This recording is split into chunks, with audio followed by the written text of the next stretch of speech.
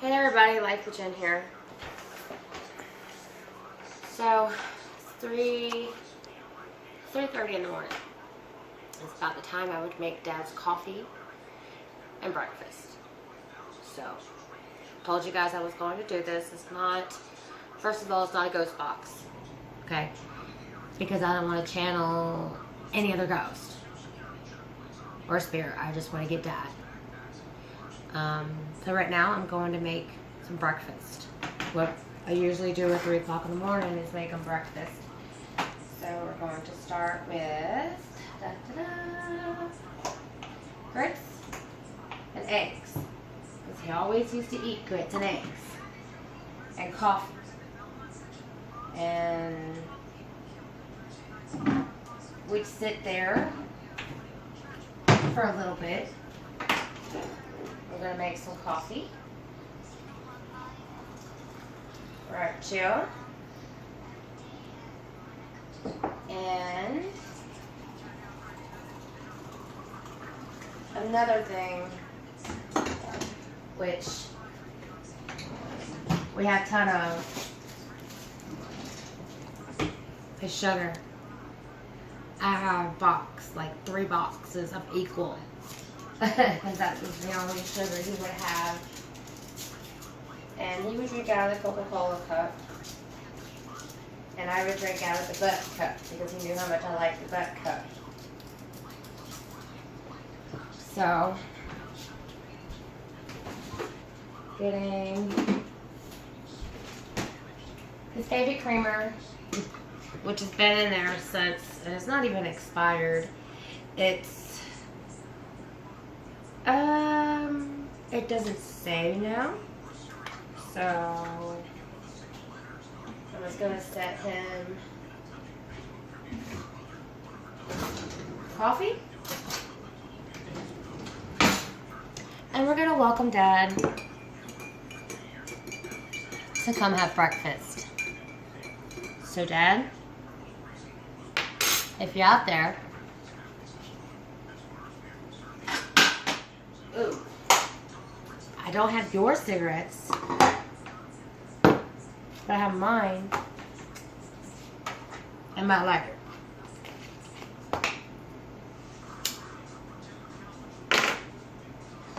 Welcome you to come have some breakfast. Just a second. Okay. So we're gonna go ahead and make his eggs. And I turned it off, didn't I? Yeah, I turned it off. It's too early. Too early in the morning. So there's his coffee. He used to smoke some of my cigarettes if he didn't go to his room. So we got, sorry, something happened to the video camera. So we have coffee, cigarettes, eggs.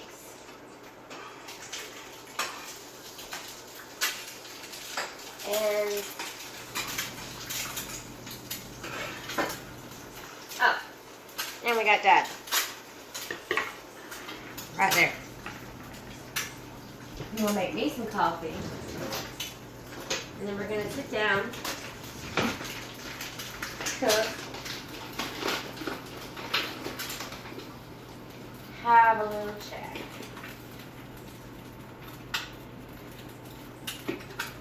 You know,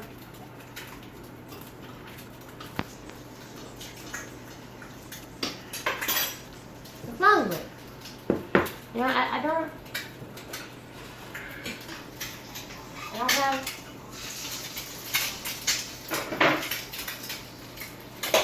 day. And I still find myself waking up at 3 o'clock in the morning making coffee. It's the first time I've made breakfast though. But the coffee isn't the first time. I make coffee at 3 o'clock in the morning every morning. But Dad, everybody misses you. Fans ask about you every day. We worry about you. You know, the past few videos I've been doing, you know, we're always getting like these messages like I'm here or spoon moving or something. Like something would happen.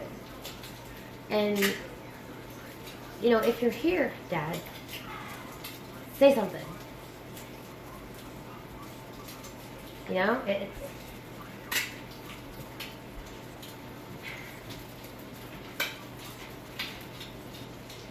it's not the same.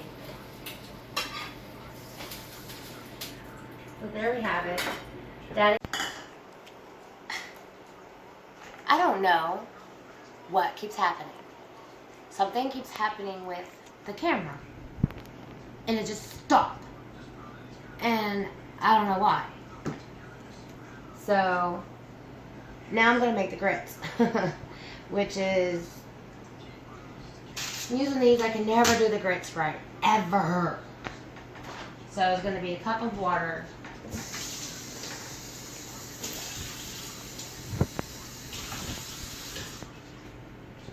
I could never do the grits right. But Daddy would always say, you can't do the grits right. Sorry, Dad. You know, people have been saying, you're milking your dad's death.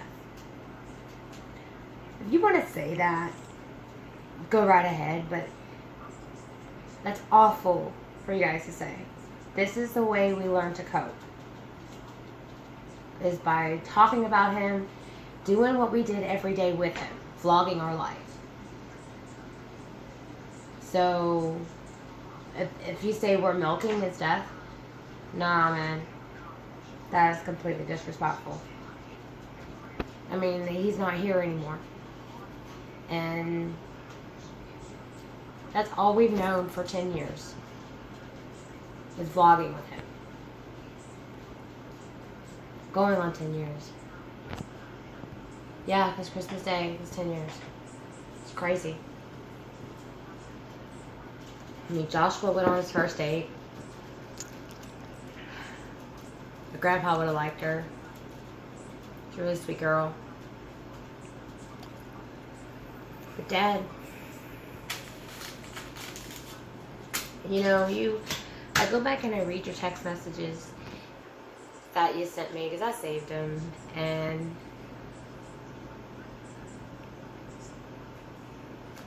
you kept telling me that I needed to come, that when you came home that I needed to stay with you, take care of you, and do PT with you, which was physical therapy. And some of your text messages I couldn't understand because they were gibberish.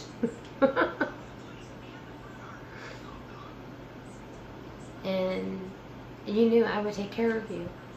And I told you we were going to get you home. And got you home. But I don't think you expected to die so soon. And I did everything I could. I stayed up all day, all night. I was, if I slept, it was like maybe 30 minutes at a time, and then I'd wake up and go check on you, see if you were still here, and see what you needed. And I washed you up when your nurse wasn't here, and me and Lauren took care of you. You know, and of course the family helped too. I mean, we were all there. And it just boggles my mind, Dad. You kept saying you couldn't wait for Christmas. Oh, I can't wait for Christmas. I can't wait for Christmas.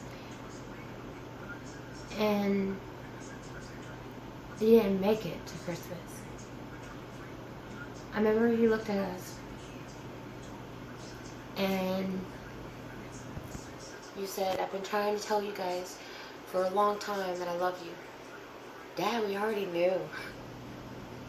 We already knew you loved us. And I told you that. Remember, I said, Dad, we already know that. And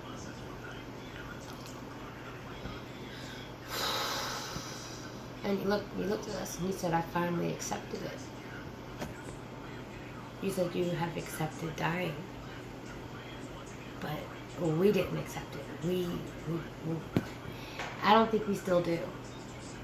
And through those videos, you know, it may be just, you know, imagination, and then other, or just wind or something. You know, it's probably not you, but a part of me believes it was. And I don't. Oh. Well, Dad, it is time for our grits. Da-da-da-da-da. Oh, crap.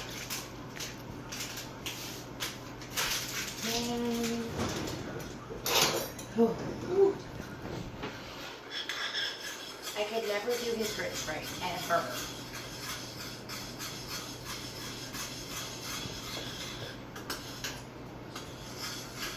Looks like I still can't do them right, Dad.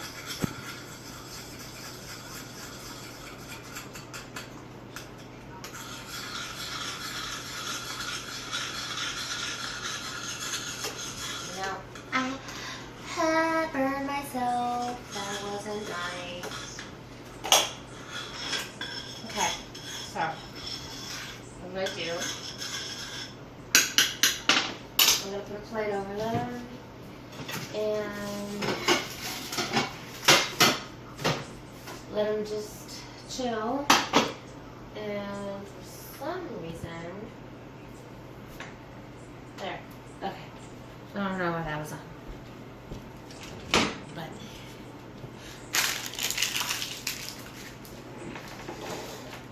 here we are. I really don't know what to say. I mean, we miss you, and I can't cry anymore. I mean, I cry, but I don't have a lot of tears anymore. Because I was crying for months, Dad, because I knew this day was coming, you know? I knew that day was coming. We all knew it. But that was Saturday when the nurse came over. He kept telling us, you know, you really couldn't talk. You were just mouthing because you couldn't talk anymore. And, well, yeah, you were talking. You were whispering. So you weren't in pain. But when we turned you over,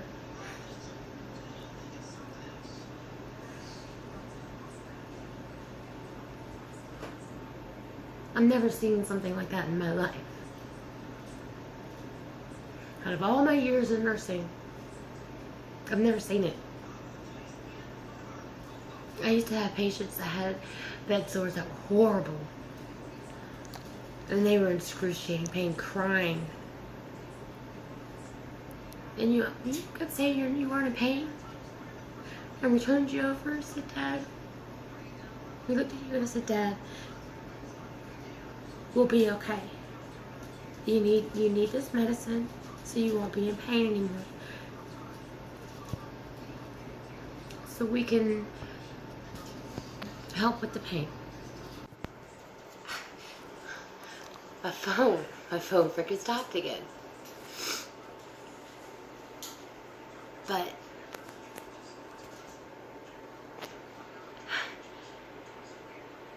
you looked at us when we had to turn over, and you gave us this look, like, why me? Look.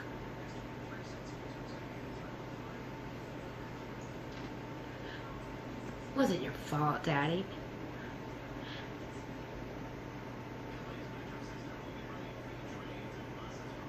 It wasn't your fault at all.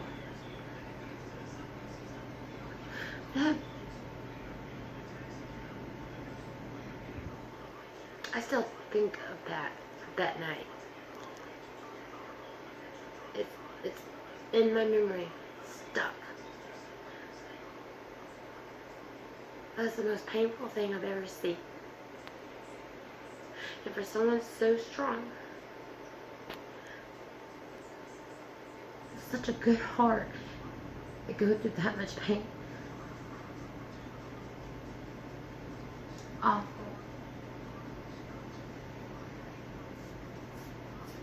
You know, I'm probably not going to get anything. I'm probably not going to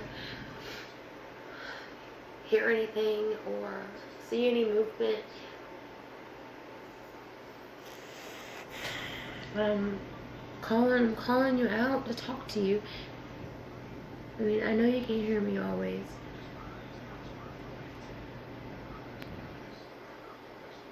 But I just think it would be some relief to hear something. And if not, it's alright. If not, then I know you're finally at peace and you're not here.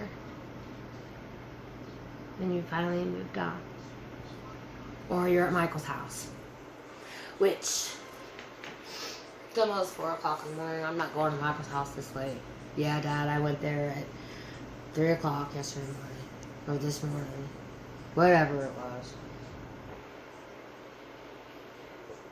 And what about this weather, Dad?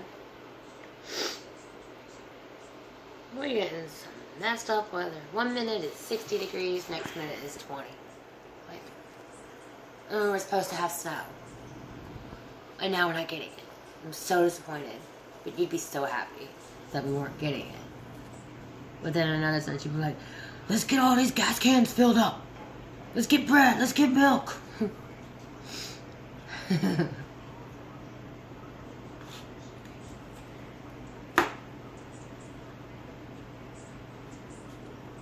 I love you, Dad. And, I talk to you every day. I wake up talking to you. I'm by myself in the car. Just I get behind that wheel. And I don't know where to go. Because I don't have a text message to look at or a piece of paper that tells me where to go and what to get.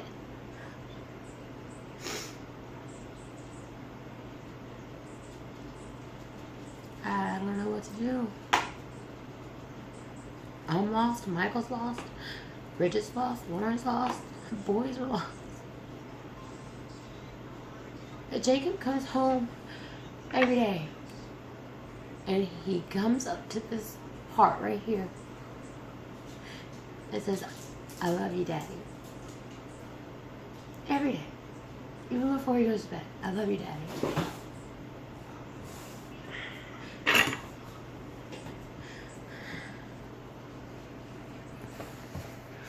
I'm gonna put some grits on his plate. See if this grits is done. Yeah.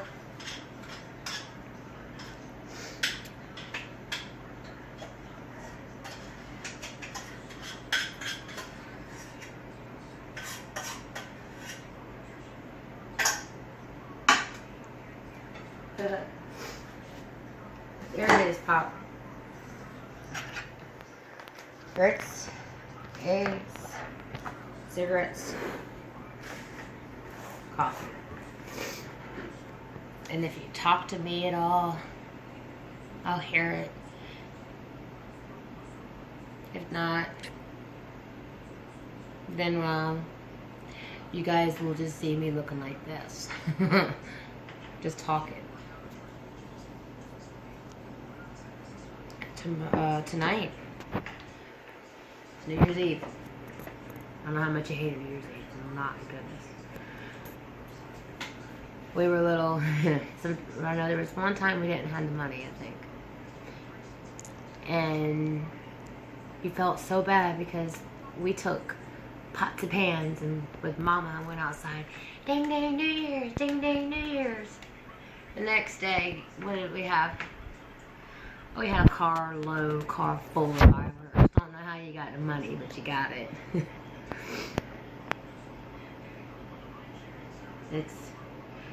I don't know, Daddy.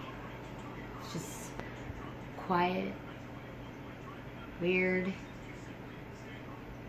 I'm lonely. I'm alone. I don't want to bother Michael's life too much because he's got his own life to live. I just feel like maybe everybody's gonna separate, go their separate ways, and we won't have each other. And I know that's not what you want. I know that's not what you want to hear.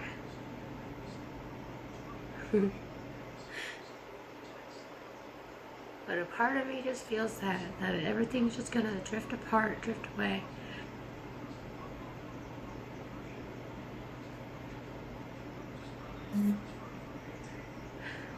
So, I think I've done this with you for about 30 minutes now. And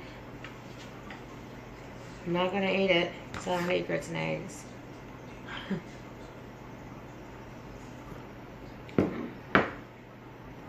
So,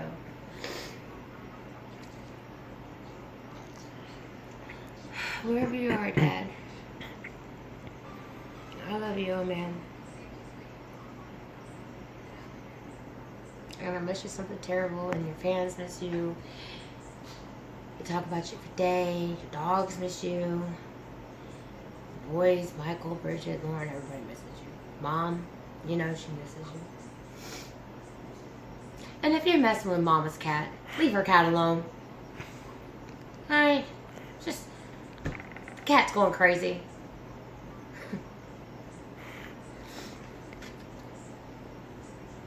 I love you, Daddy. I want to go. I'm going to throw this away. Clean up some pots and pans. Try to go to sleep.